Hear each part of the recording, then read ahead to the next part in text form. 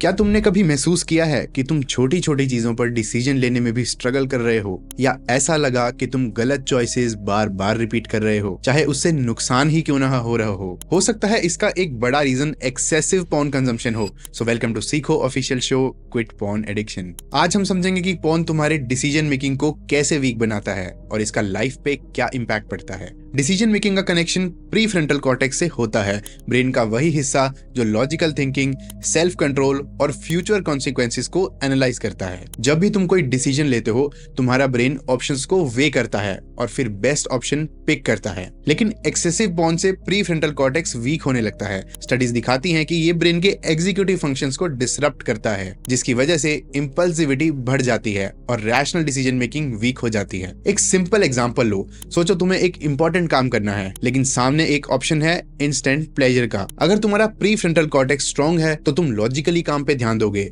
लेकिन अगर पॉर्न ने इंपल्सिविटी बढ़ा दी है तो तुम बिना सोचे समझे एंटरटेनमेंट चूज करोगे। और यही पैटर्न डेली लाइफ के डिसीजंस में रिफ्लेक्ट होने लगता है। एक और बड़ा इफेक्ट है रिस्की और रेकलेस बिहेवियर का। रिसर्च बताती है कि जो लोग एक्सेसिव पॉर्न कंज्यूम करते हैं, उनका रिस्क टेकिंग बिहेवियर भी बढ़ने लगता है, क्योंकि पॉर्न डोपामिन सिस्टम को हाईजैक कर लेता है, दिमाग थ्रिल और नॉवेल्टी ढूंढने लगता है। इसका इंपैक्ट सिर्फ सेक्सुअल डिसीजंस तक नहीं है, बल्कि फाइनेंशियल, करियर और रिलेशनशिप्स पर भी पड़ता है। तुम इंपल्सिवली गलत इन्वेस्टमेंट्स, टॉक्सिक रिलेशनशिप्स या अननेसेसरी एक्सपेंसेस में फंस जाते हो। अब बात करते हैं सेल्फ डिसिप्लिन और लॉन्ग टर्म थिंकिंग की।